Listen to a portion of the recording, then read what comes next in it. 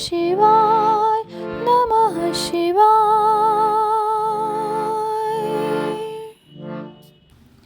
देवताओं के अनुरोध से वैष्णव ब्राह्मण के वेश में शिव जी का हिमवान के घर जाना और शिव की निंदा करके पार्वती का विवाह उनके साथ न करने को कहना।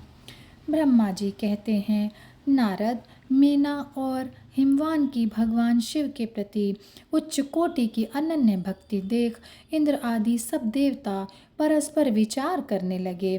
तदनंतर ग्रह बृहस्पति और ब्रह्मा जी की सम्मति के अनुसार सभी मुख्य देवताओं ने शिव जी के पास जाकर उनको प्रणाम किया और वे हाथ जोड़कर उनकी स्तुति करने लगे।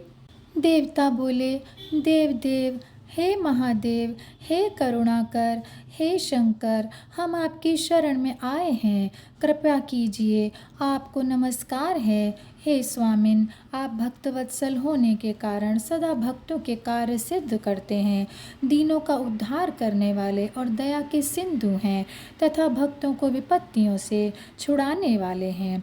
इस प्रकार महेश्वर की स्तुति करके इंद्र सहित संपूर्ण देवताओं ने मीना और हिमवान की अनन्य शिव भक्ति के विषय में सारी बातें आदरपूर्वक बता दी।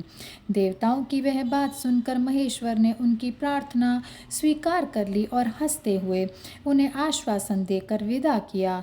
तब सब देवता अपना कार्य सिद्ध हुआ मानकर भगवान सदाशिव की प्रशंसा करते हुए शीघ्र अपने घर को लौटकर प्रसन्नता का अनुभव करने लगे। तदनंतर भक्तवत्सल महेश्वर भगवान शंभु, जो माया के स्वामी हैं, निर्विकार चित्त से शैलराज के यहाँ गए। उस समय गिरिराज हिमवान सभा भवन में बंधु वर्ग से घिरे हुए पार्वती सहित प्रसन्नतापूर्वक बैठे हुए थे। इसी अवसर पर वहां सदाशिव ने पदार्पण किया।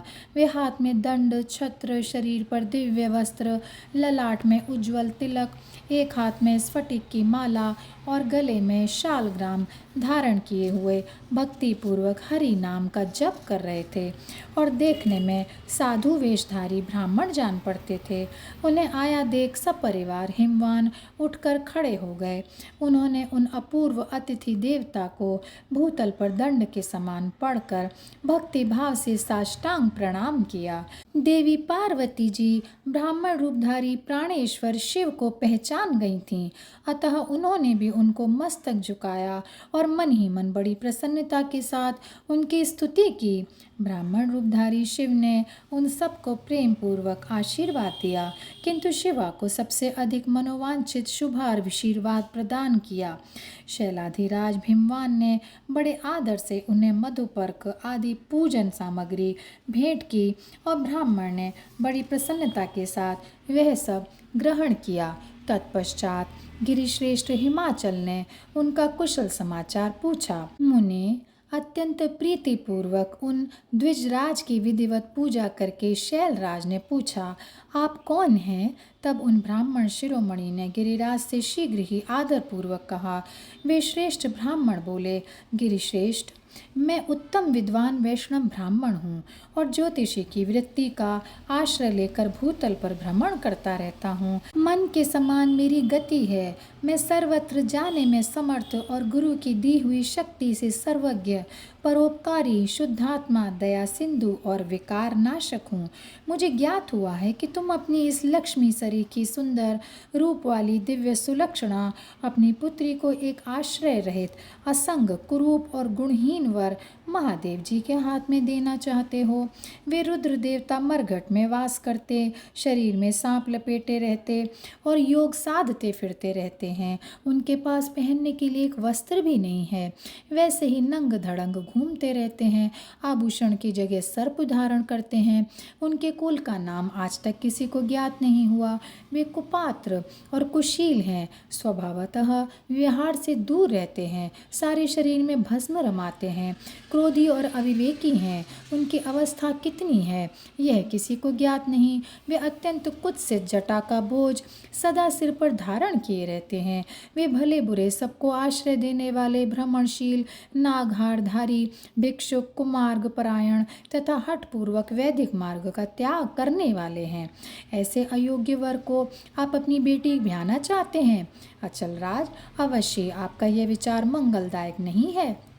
नारायण कुल में उत्पन्न ज्ञानियों में श्रेष्ठ गिरिराज, मेरे कथन का मर्म समझो। तुमने जिस पात्र को ढूंढ रखा है वह इस योग्य नहीं है कि उसके हाथ में पार्वती का हाथ दिया जाए। शैलराज, तुम ही देखो ना, उनके एक भी भाई बंधु नहीं है। तुम तो बड़े बड़े रत्नों की खान हो, किंतु उनके घर में भूजी भांग भी नहीं है। वे सर्वथा निर्धन हैं। गिरिराज, तुम शीघ्र ही अपने भाई बंधुओं से, मैना देवी से, सभी बेटों से और पंडित जनों से भी प्रयत्न पूर्वक पूछ लो, किंतु पार्वती से ना पूछना, क्योंकि उन्हें शिव के गुण दोष की परख नहीं है। ब्रह्मा जी कहते हैं, नारद, ऐसा कहकर वे ब्राह्मण देवता, जो नाना प्रकार की लीला करने वाले शांत स्वरूप शिव ही थे, शीघ्र खा पी कर आनंद पूर्वक वहाँ से अपने घर को चल दिए। और यहीं पर यह अध्याय समाप्त होता है।